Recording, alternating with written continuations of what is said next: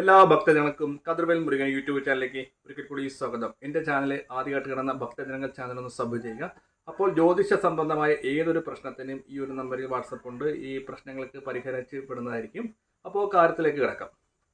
അപ്പോൾ ഈ 2025 ആയിട്ട് നമുക്ക് ഈ കുടുംബക്ഷേത്രത്തിൽ പോകാതിരിക്കുന്ന ഭക്തജനങ്ങൾ എത്രയും പെട്ടെന്ന് തന്നെ അച്ഛൻ വഴി അമ്മ വഴിയുള്ള കുടുംബക്ഷേത്രത്തിൽ പോവാം. ഈ 2025 നമുക്ക് ഭാഗ്യങ്ങളുണ്ടെങ്കിൽ കുടുംബക്ഷേത്രത്തിൽ പോകാതിരിക്കരുത്. അച്ഛൻ വഴി അമ്മ വഴി മിക്ക ആൾക്കാർ ഈ കുടുംബക്ഷേത്രത്തിൽ പോകത്തില്ല. അതിൻ്റെ കാരണം വേറൊന്നും കൊണ്ടല്ല, പരസ്പരം ബന്ധുക്കാർ തമ്മിൽ കലഹങ്ങൾ ഇല്ലെങ്കിൽ അവർ തമ്മിൽ വഴക്കുള്ളത് കൊണ്ട് ഈ കുടുംബക്ഷേത്രത്തിൽ പോകത്തില്ലെങ്കിൽ എൻ്റെ കുടുംബക്ഷേത്രം ഉള്ളത് എൻ്റെ ചിറ്റപ്പൻ്റെ വീട്ടിലാണ്, ഇല്ലെങ്കിൽ എൻ്റെ മാമൻ്റെ വീട്ടിലാണ്. അവരും ഞങ്ങൾ മഴക്കാട്ടിരിക്കുന്നതുകൊണ്ട് ഇവരെന്ത് ചെയ്യും, കുടുംബക്ഷേത്രത്തിൽ പോകത്തില്ല. അപ്പോൾ ഇവർ ചെയ്യുന്നത് എന്താണെന്ന് വെച്ചാൽ ദൂരെയുള്ള ക്ഷേത്രങ്ങൾ ഇങ്ങനെ ഓടി ഓടി ഓടി ഓടി കിടന്ന് വഴിപാടുകളെല്ലാം ചെയ്തിട്ട് പ്രയോജനമുണ്ടോ ഇല്ല. അപ്പോൾ നമ്മൾ ചിന്തിക്കേണ്ടത് അച്ഛൻ വഴി അമ്മ വഴി കുടുംബക്ഷേത്രം ഉണ്ടെങ്കിൽ കുടുംബക്ഷേത്രത്തിൽ പോയി തൊഴുക. നമ്മളെ കൊണ്ട് പറ്റുന്ന രീതിയിലുള്ള വഴിപാടുകൾ കുടുംബദേവതയ്ക്ക് കൊടുക്കുക. ഇപ്പോൾ ഒരു ഉദാഹരണത്തിന് ഒരു മാല കൊടുത്തെങ്കിൽ മാല മതി.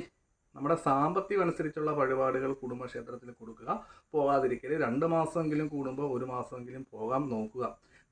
അടുത്താണെങ്കിൽ ആഴ്ചയിൽ പോവുക, ഇല്ലെങ്കിൽ മാസത്തിൽ പോകാൻ ശ്രമിക്കരുത്. ചില കുടുംബക്ഷേത്രമൊക്കെ അതായത് മലയാള മാസം 1-ാം തീയതി തുറക്കുന്ന ക്ഷേത്രമായിരിക്കും. അപ്പം ആ ക്ഷേത്രത്തിൽ നിങ്ങൾ പോയി നിങ്ങളുടെ അനുഗ്രഹം മേടിക്കണം. എങ്കിൽ മാത്രമേ 2025 നമുക്ക് ജാതകത്തിലുള്ള ഭാഗ്യങ്ങൾ കിട്ടുള്ളൂ. നമ്മൾ കുടുംബക്ഷേത്രത്തിൽ പോകാതിരിക്കുമ്പോൾ നമുക്ക് സാമ്പത്തിക നഷ്ടം 2025 ഉണ്ടാകും. അതായത് എല്ലാവരും പറയാറുണ്ട് എല്ലാ നക്ഷത്രത്തിലും നല്ല നല്ല ഭാഗ്യങ്ങൾ ഉണ്ടാകുന്നു, പക്ഷേ കുടുംബദേവതയെ പ്രീതിപ്പെടുത്താതെ ഈ ഒരു ഭാഗ്യങ്ങൾ നമുക്ക് കിട്ടത്തില്ല.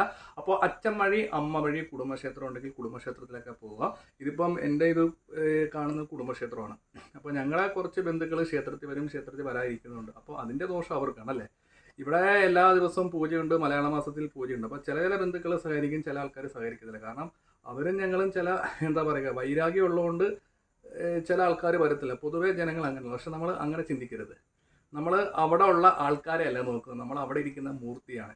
ഇപ്പം ഒരു ഉദാഹരണത്തിന്, ഇപ്പോൾ ഞാൻ നിൽക്കുന്ന എൻ്റെ കുടുംബക്ഷേത്രമാണ്. അപ്പം ഞങ്ങളായിട്ട് ഒരു വ്യക്തിയായിട്ട് ഒരു വഴക്കിട്ടിരിക്കുമ്പോൾ അവർ ഞങ്ങളുടെ ക്ഷേത്രത്തിൽ വരുമ്പോൾ അവർ എന്തെങ്കിലും കാര്യങ്ങൾ ഇവിടെ ഭഗവാന് സമർപ്പിക്കുമ്പോൾ ഞാൻ അതെടുത്ത് കളയുവാണെങ്കിൽ ഇതെൻ്റെ ക്ഷേത്രമാണ്, നിങ്ങളിവിടെ വരാൻ പാടില്ലെന്ന് പറഞ്ഞാൽ അതിൻ്റെ ദോഷം അവർക്കാണ് അല്ലേ, അതിൻ്റെ ദോഷം എനിക്കാണ്. അപ്പം ഞാൻ പറയുവാണ്, എൻ്റെ കുടുംബക്കാരും ഇവിടെ എൻ്റെ ക്ഷേത്രത്തിൽ വരാൻ പറ്റത്തില്ലെന്ന് പറഞ്ഞാൽ അതിൻ്റെ ദോഷം എനിക്കാണ്, അവർക്കല്ല. അപ്പോൾ അവർ വരുന്നുണ്ട്, പക്ഷെ അതിന് എതിരായിട്ട് ഞാൻ നിൽക്കുന്നത്. അപ്പോൾ ആ ദോഷം എനിക്കല്ലേ. അപ്പം നിങ്ങളുടെ കുടുംബക്ഷേത്രത്തിൽ പോവുക. അവിടെ ആരെങ്കിലും തടസ്സം നിൽക്കുവാണെങ്കിൽ അതിൻ്റെ ദോഷം ആ വ്യക്തിക്കായിരിക്കും. നമ്മൾ കൊണ്ടുവരുന്ന സാധനങ്ങൾ എടുത്തില്ലെങ്കിൽ അവിടെ അകത്തിരിക്കുന്ന ആൾ എന്തായാലും തീർച്ചയായിട്ടും കാണും അല്ലേ. അപ്പോൾ അച്ഛൻ വഴി അമ്മ വഴി കുടുംബക്ഷേത്രമൊക്കെ ഉണ്ടെങ്കിൽ പോകാതിരിക്കരുത്. അപ്പോൾ ജ്യോതിഷ സംബന്ധമായ എന്തെങ്കിലും പ്രശ്നങ്ങളോ കാര്യങ്ങളോ ഉണ്ടെങ്കിൽ ഈ വാട്സപ്പ് നമ്പറാണ്, ഈ നമ്പറിലേക്ക് വിളിക്കുക. അപ്പോൾ കുടുംബദേവതയെ പ്രീതിപ്പെടുത്തെങ്കിൽ മാത്രമേ നമുക്ക് സാമ്പത്തിക ലാഭം ഉണ്ടാകത്തുള്ളൂ, ശത്രുദോഷത്തിനൊക്കെ പരിഹാരം ഉണ്ടാകത്തുള്ളൂ. അപ്പോൾ വീഡിയോ ഇഷ്ടപ്പെട്ടെങ്കിൽ മറ്റുള്ളവർക്കൊന്ന് അയച്ചു കൊടുക്കുക. മറ്റൊരു വീഡിയോ കാണാം.